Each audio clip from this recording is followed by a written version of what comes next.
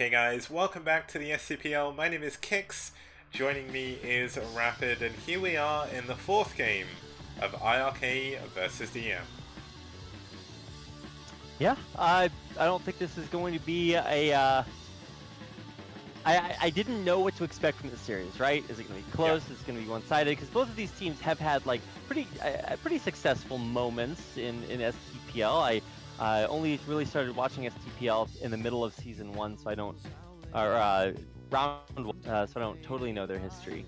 But very good players, and coming up, specifically these two players should be really fun to watch. Yeah, they should. Now this is a little bit of an interesting one because we do have a race picker here. It would have been a PvP if you check the thread, but it's going to be a PvZ, and just about to introduce our players. Does I say that? Yeah, we can. Sick kicks. Yeah, those transitions, man. That one was a bit stiff, but it's good. We got there in the end. It's going to be Oystein now. Oystein is normally a Protoss player, but he does race pick in PvP, so he does choose to play Zerg instead. One of those race traitors right there on screen. And his opponent is going to be the captain of DM. He's done a good job for his team. Went 4 for 3, and last round is 2-2 against Zerg. And should be a pretty strong opponent for Oystein to test his mettle against in his, I believe, first or possibly second game in the STPL.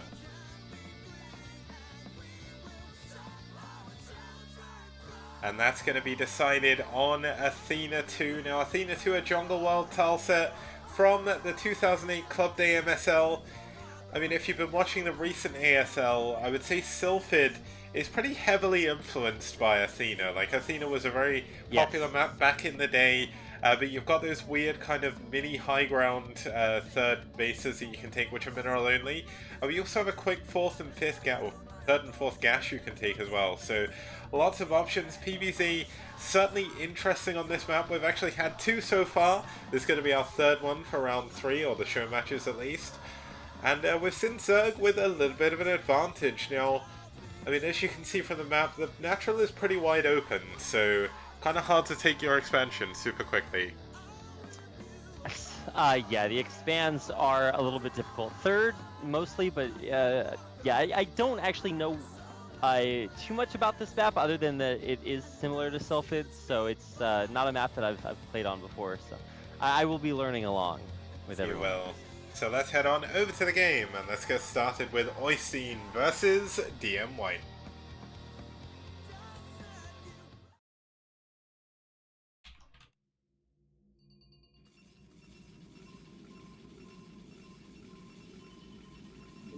And starting us off here in the bottom left 10 o'clock position, we do have in the teal, it's fighting for DM, it's White.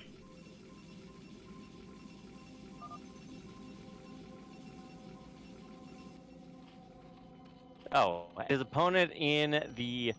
Man, it always throws me off when we have colored players. Yeah. His opponent in the orange is Oystein, playing for iRk as Zerg. Should be noted. Yeah, now iRk obviously with the 3-0 victory in the series. Now, this is a show match, so this is purely for our entertainment.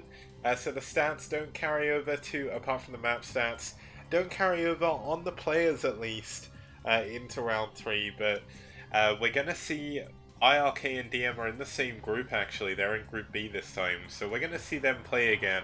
I believe it's in week 4 of round 3. So this could be a little bit of a taster of what's to come. I mean, one thing to note is DM are missing arguably one of their stronger players in this show match. Tech hasn't actually played this week.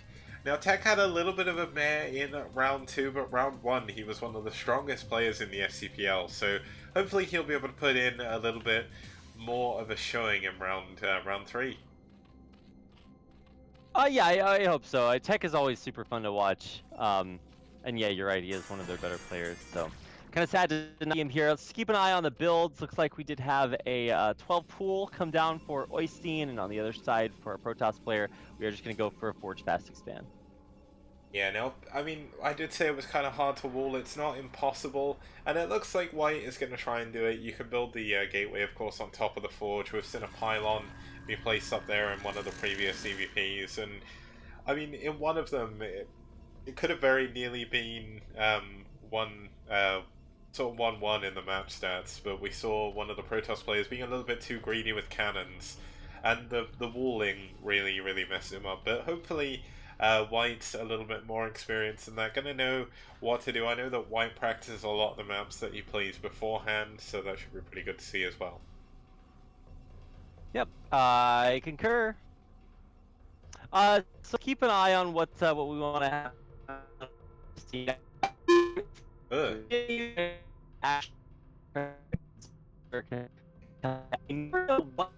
Okay, the call is lagging, by the way.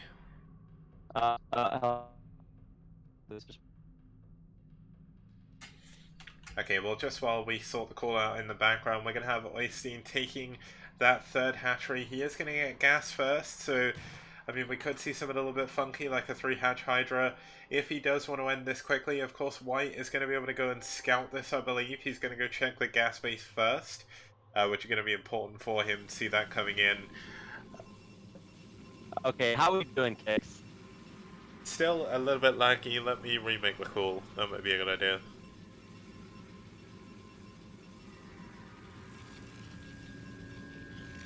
Okay, so I have just rejoined the call in Discord. We've got Oystein going for likely link speed first, but could also just go straight into a lair. I mean, muteless builds aren't completely unreasonable on this map. Very huge amount of dead space behind the natural. The main obviously a little bit harder to do. But looks like Rapid tried to rejoin the call as well, and it's still a bit laggy, so I'll completely remake it. Let me try and call him again. But it's always a little bit awkward. Obviously, me and Rapid are on both sides, or completely different sides of the world. I'm in the UK, if you couldn't tell from my accent already, and Rapid is over there in Korea, making a living out of being a commentator as well. So, obviously, a little bit hard on the latency, and that's one of the reasons why we cast from replays and not live, just in case you're wondering that as well.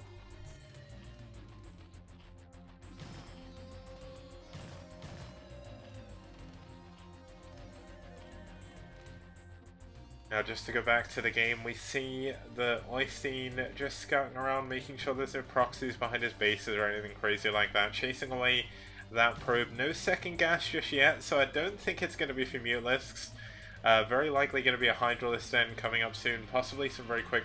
Oh no, it is going to be at least a Spire, so of course you can go for a Hydralisks behind this and go for Scourge and things as well to deal with the Corsairs that could be popping up. But it looks like the call has stopped lagging now, so hopefully Rapid will be able to start talking soon and all be fine and dandy.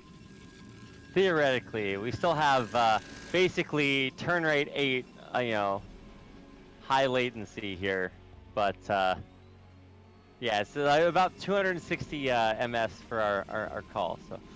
So happy that we could be a part of this together, Kix. Well, technology is the vehicle of esports, as one of your fellow ASL colleagues would tell you. So it's just one of those things. I mean, even though the MS isn't that great, it's actually pretty good for Korea to the UK to be like 260, and that's quite low. So, and also you're not lagging, which is the main thing. RapidBot is rebooted and he's back once again. Indeed, I am. Sick. I'm glad that I could. Glad that I'm back. Good to be here, Kix. And yeah, well, I think we were talking about the builds, and we were gonna see. It's just attempting to be 5-hatch, if I'm not mistaken. 5-hatch Hydra. There's a Spire. There is a Hydra stand up as well, though, so it could be for Scourge. I thought it might have been for Muteless, but the second gas was a little bit too delayed for that. But we've seen 3 Zealots do so much damage over here at the third base. They've only actually killed a single Ling at the moment. They're obviously getting some more kills now. But they did cancel the 5th hatchery coming in, so that was a pretty big deal.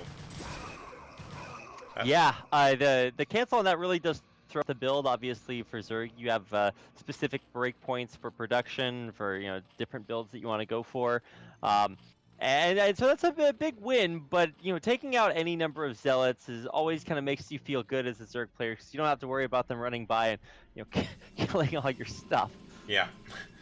I mean, we're going to have another couple of gateways coming in for White. Of course, he's gone for those Corsairs. He's been doing this quite consistently. But losing that first Corsair is a pretty big deal. Those Scourge are really, really good. Looks like he could possibly get another one as well. This could be a very, very tense chase. Now, White is going to find himself cornered. Needs to be very careful with this Corsair. If he loses this, he could fall flat to a muteless switch. DD could. I think one thing to watch out for is not only for the Muta switch, but just any scouting information at all, right? If you lose your first few Corsairs, you don't know what's coming your way. I mean, yeah, it could be Mutas, that'd be rough, but you just don't know. Yeah, I mean, he's going to poke out with some more Zealots again. He's obviously got a good scout with the Corsairs, but does need to keep those alive. Looks like he's done a good job juking and driving around those Scourge, though. It's quite hard to actually do this, like on the turns especially. It's really easy to just sort of cut yourself up and then all of a sudden the Scourge kill everything you have. But the Scourge, are going to be the ones going for a little bit of scouting information. Going to see that there is a Templar Archives. Going to scout out the gateway count as well. And that's also very important information for the Zerg to grab hold of.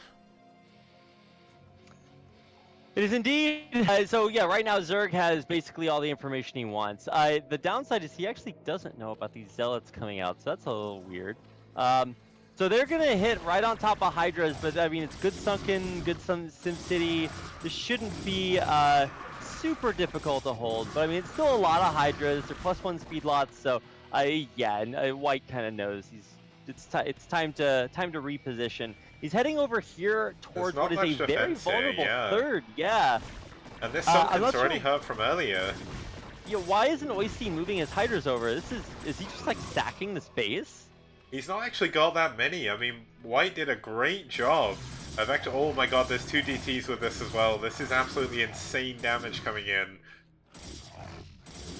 And there's going to be no Overlords at least close enough to really do too much. Of course, the DT is going to get into this possible 4th base now, chasing those drones away. I mean, it looks like the Zealot's going to try and go for the hatchery, but not quite going to do it.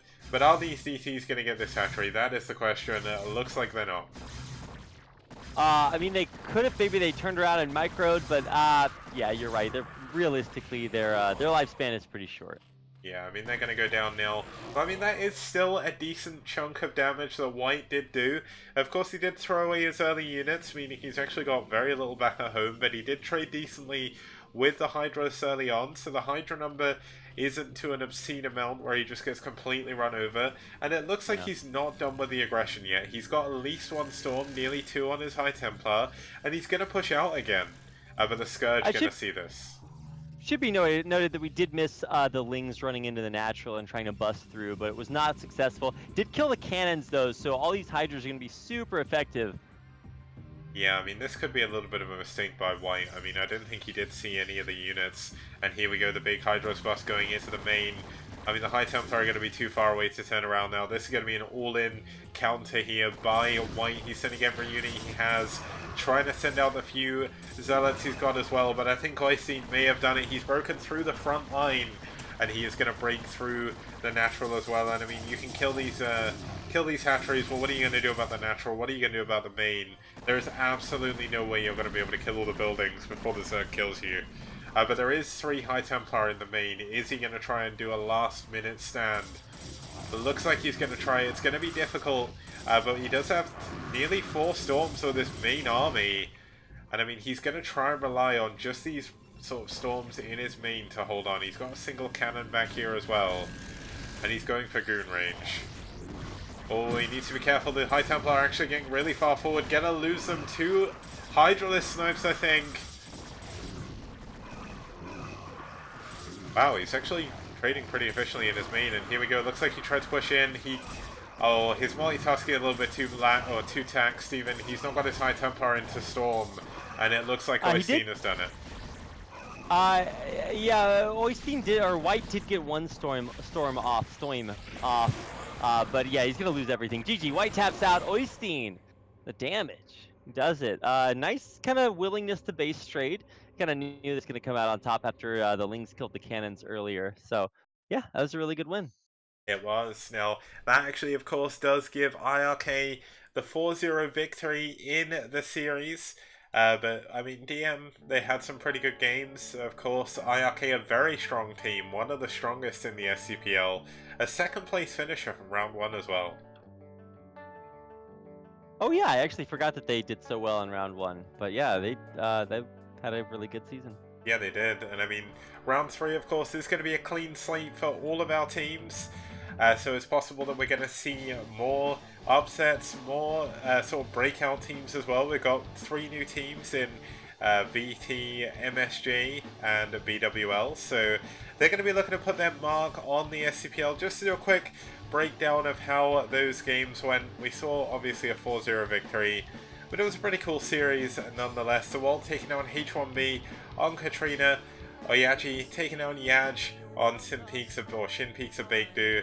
Aru taking down Torsan on Coliseum 2. And Oystein taking down White on Athena 2. Yeah, I don't think that's the way I would have expected it to go, but I mean, iRk is super good, and they come out on top, so congratulations to them. They win the show match, a grand prize of $0, but the moral victory that counts.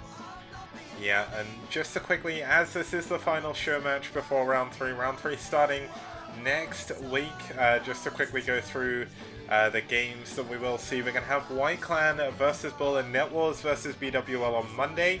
Ash versus Naz, Red versus DM Clan on on Wednesday even. And on Friday we're going to have Media versus MSJ and Red versus Soul. And now just to give you a quick overview of the groups as well. Group A has BWL, White Clan, Naz, MSJ, Media, Foreign Brood War, Bull and Ash. And then Group B is Psystorm.eu, iRk, DM Valhalla Team, Soul Gaming, Red, Net Wars, and Clan Revolution. So well, I guess that's going to do it. Thanks for letting me jump into the show halfway through, Kicks. It's cool. I'm glad you showed up because you saved my voice. And that's the greatest gift anyone could give me. Oh, no, I totally understand that. Yeah, anytime. Thanks for having me. No problem. Thanks to everybody else for watching. Make sure to, I guess, follow Kix's channel, and you can follow him on Twitter, and you can follow the STPL on Twitter at STPL TV. And you can follow Rapid on Twitter at Rapid Casting as well. Very useful to do. Although be careful if you're watching any Korean tournaments that Rapid goes to, because he does tweet about them as he's there, so avoid Twitter for a little bit. If you don't want to see any results. Yeah, that is true. I do spoiler everything. Yeah, well, I mean, it's not your job to censor things for the rest of the world, you know? You're at the events, you're getting the live information, and that's more than any of us can hope for, so really cool that you get to go to so many events. Of course, you cast ASL and KSL as well. When's your next cast, if you do know? Well, my next cast will be in 2 days on Sunday for Have At You. I'll be casting with Nyoken. And of course, it's always cool to have At You coming back. So that is where I will be casting next. So make sure to tune into that. Yep. And yeah, make sure to watch the rest of the STPL Showmatch series as well. Yep, huge thank you everyone for tuning in, all the players for playing, all of the people for donating. We're currently at $1,400 prize pool for the whole thing, so incredible job by all of you. Huge thank you to the sport, and huge thank you to you, Rapid, for joining me once again. Have a very good evening, morning, weekend, afternoon, wherever you are, and we will see you guys on Monday for more STPL.